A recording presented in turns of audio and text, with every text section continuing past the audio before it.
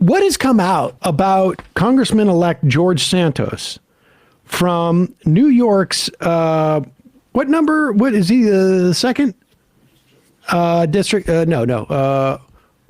New York's third. Third district. It's unclear.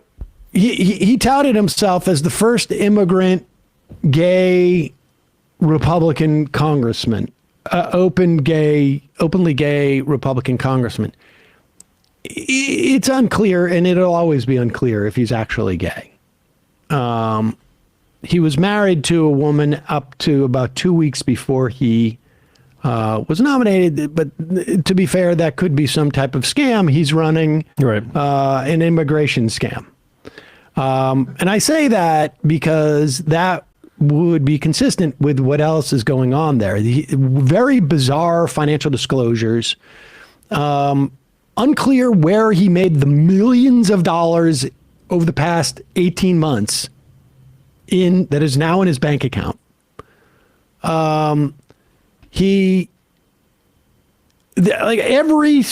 every single thing that he has said about himself was a lie. Where do I have this here? This one just came out like a few minutes ago. This is him, his first day on the job on the House in the House building. And of course Kevin McCarthy can't do anything about it. He's just got this sort of like rogue increasingly appearing like he's a con man. We should probably just loosen ethics sort of standards. Especially now that Santos is also supporting McCarthy's bid. Yeah. He needs him around. Exactly. I mean, this guy, may be he may ultimately be gone because there's a lot of fishiness around this dude, but here he is. Yes, I am. Mr. Santos, do you intend to serve both years of your term? Do you plan to vote for Leader McCarthy today to be Speaker? Can you tell us if you plan to serve both years of your term, Mr. Santos? Will you answer any question besides, will you support Leader McCarthy to be Speaker? Is your name really George Any Santos? concerns about your biography, about what you've told folks about your background? Are you going to cry? Republican leadership told you anything, Mr. Santos?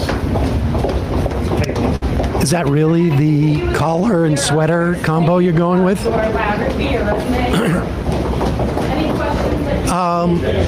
Okay, that's good. Now, he apparently walked into a dead end.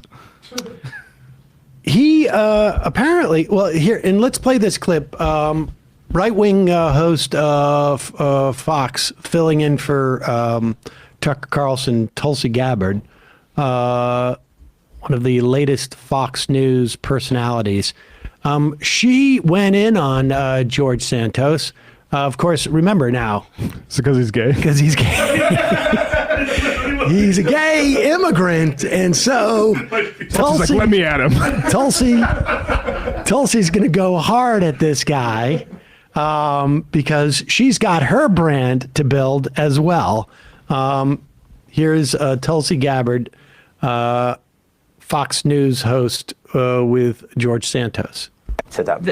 And now I want to put this past me so I can deliver for the American people. The thing is, Congressman-elect, integrity means, yes, carrying yourself with honor, but it means telling the truth, being a person of integrity. And if I were one of those in New York's 3rd District right now that the election is over, and I'm finding out all of these lies that you've told, not just one little lie or one little embellishment, these are blatant lies. My question is, do you have no shame? Do you have no shame in the people who are now, you're asking to trust you to go and be their voice for them, their families, and their kids in Washington? Tulsi, I can say the same thing about the Democrats and the party. Look at Joe Biden. Joe Biden's been lying to the American people for 40 years. He's the president of the United States. Democrats resoundingly support him. Do they have no shame? I've made this very clear. This is not about the Democratic Party, though. This is about your relationship, frankly, with the people who've entrusted you to go and fight for them. And I think one of the questions that really probably hits home to a lot of people is are you Jewish? We've got a letter that your campaign sent out earlier this year, which reads as follows. as a proud American Jew, I've been to Israel numerous times for educational, business, and leisurely trips. You said there in that letter that you are, quote, a proud American Jew. How do you explain that? My heritage is Jewish. I've always identified as Jewish. I was raised a practicing Catholic. I think I've gone through this. Even I've not being raised a practicing Jew. I've always joked with friends and circles, even in the campaign, I'd say, guys, I'm Jewish. Remember, I was raised Catholic. So look, I understand everybody. Pause it. I should just say Jewish. Does not mean what he thinks it. How do you justify that? Well, there's actually this funny joke I used to do. Yeah, that's the way I listen. Everyone loves it. You gotta be there. I'm Jew-y. I mean, come on. I'm Jew-y. Continue. This is really hilarious. Practicing Jew. I've always joked with friends and circles, even in the campaign, I'd say, guys, I'm Jewish. Remember, I was raised Catholic. So look, I understand everybody wants to nitpick at me. I'm going to reassure this once and for all. I'm not a facade. I'm not a persona. I have an extensive career. I have an extensive career. Now, it's unclear what that extensive career has been. What it actually is. I have no doubt he has an extensive career. I just don't think it's the one that he's actually articulated. Catch me if you can, sort of. Yeah, exactly. This story about George Santos also really, this was in The Gothamist. And in a March 2020 video episode of the Empire State Conservatives podcast, which has now been made private on YouTube, Santos tells the host that, quote, he battled a brain tumor a couple of years ago. And I had radiation done, which really, really lowers your immunity in general, he said, recounting his experience with COVID-19. The reason why this sticks out for me is because, and I'm going to be careful here because I don't want to get sued by somebody who might be litigious, but there was a guy who started Air America who I think has spent some prison time in Guam. I'm not sure if he's still in prison in Guam right now, who was accused of embezzling funds from the Boys Club, was, I know for a fact, bounced multiple checks to me and to other people at Air America. And his whole story, whenever you asked him, like, what's going on here, he would talk about his brain tumor that he had.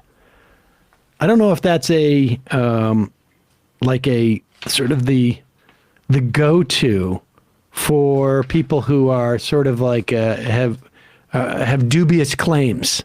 Do countries that don't have like medical debt, do they have people using that as an excuse? I wonder if it's like a smaller thing or if it... I think just the idea of a brain tumor is... Because you don't want to challenge that. That's such a big lie. You don't want to you don't want to challenge that. And it's like, oh, wow. There's something about a brain tumor that's also sort of unique. It's not like, oh, you meet people who had cancer and they had cancer and like, oh, how serious was it? But a brain tumor, the first question you ask when someone says I had a brain tumor isn't like, was it serious?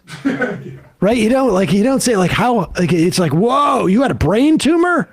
That can't be good. I hope that doesn't happen to me. And then, you don't, and it's rare enough that you probably don't meet people who are going to be able to challenge you effectively on your brain tumor thing. Until now, he's kind of blowing it. Until now.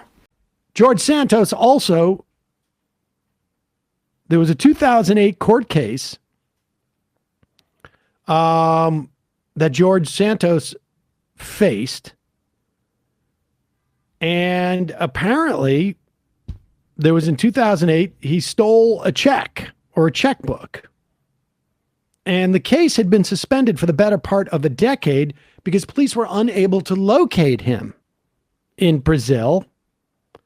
But after George Santos got elected to represent the 3rd District in New York and made headlines because he had lied about being Jewish, and he had lied about his real estate holdings. He had lied about his jobs. He had lied about being an immigrant. He had lied about, was unclear as to where he got his money from, millions of dollars that showed up after having no income in 2022 and barely any income in 2020. All of a sudden in 2021, he made like millions of dollars. Don't give up hope, folks. Don't give up hope. It can happen to you. Here is, so with all this, here is Representative Kevin Brady, Republican, on Fox's with Jillian Melee. This is on Sunday. This is what he's saying about Santos. And here's the thing, folks. At one point, there's going to be a special election. And I don't know if Democrats are going to blow this one in New York, but it seems there's going to be a lot of money spent on this special election if these Republicans have any say in it. Task. Sir, let's talk about George Santos. The congressman-elect is now facing a slew of investigations, multiple accusations. He lied about everything from where he went to grade school to where he went to college, his religion, his employment history. So far, Republican leadership, though, no condemnation, largely silent altogether on the issue. Do you think that Kevin McCarthy should condemn him? So, look, I think this is troubling in so many ways. Certainly, he has lied repeatedly. At the end of the day, though, this is a decision, whether he resigns or stays, that needs to be made between he and the voters who elected him. He's certainly going to have to consider resigning. He's got really two choices. I don't know this young man. He doesn't need my advice, surely. But, one, he can try to politically write it out. We've seen that happen in Washington, D.C. Or he can take the tougher choice, which is, I think, look, own every lie that he's made, apologize to everyone and anyone for as long as it takes. But secondly, you got to change your life here. There's a real problem here. We're a country of second chances. And when people are willing to turn their life around and own up to this, then do what it takes to earn respect and trust again, we're willing to do that. So I'm hopeful, he chooses the right path here. Looking for a yes or no answer on this, sir. You've chaired committees in the past. If you were chairing a committee that he was slated to serve on, would you feel comfortable having him as a member? Well, right now, he would not be on a committee that I led. And frankly, he's got to take some huge steps if he wants to regain trust and respect in his district. At the end of the day, he's got to make that decision. I mean, I don't like. I'm not even clear exactly what he's saying. Like he's going to come out and say, "I lied about all this stuff." Like, how about giving us the real information? I mean, the money questions are going to be the real ones, because I got to bet that Letitia James's office is now investigating where did all this money come from when it showed up in his. I mean, where did this money come from? And I find it really hard to believe that somebody who is lying about this many things, and, fine, 10 years ago, the guy, how old was the guy 10 years ago? How old is Santos? Is he 30? He's 35. He's 35. So when he was 25, he stole a checkbook. Not necessarily youthful indiscretion. So he's stealing checkbooks. He's lying about every single thing on his resume. Like everything. Like it's a totally different person. He was marrying people. Gay people marry, gay men will marry women. Oscar Wilde had kids. I mean, it's not, but it's strange that he got the courage to become an openly gay man right before 2 weeks after he divorces his last wife and runs for office. I am going to make a bet that this guy does not last in office by the summer. That he'll resign. I don't know. There's going to be pressure for this guy. I don't think he's going to resign. A guy like this can't. You're not. He can't. No, I mean, and he'll he's got protection as a congressman. But I like talking about second chances when he's still on his first chance. Exactly. Wait, what's the second chance here? You can not lie about everything and do what? No, he's got a problem, and that's going to be an interesting story. I hope they put him on the Hunter Biden committee. He almost wanted to do the thing with Tulsi, like, well, I'm shameless, like Trump, like, I'm corrupt for you. Santos, like, I'm shameless, but for you, because look at those Democrats. It didn't quite have the bravado to pull it off. No, it didn't quite work. I wonder if that would have been different if he wasn't running as an openly gay man with Tulsi. Yeah. Because Tulsi's record on that is not so.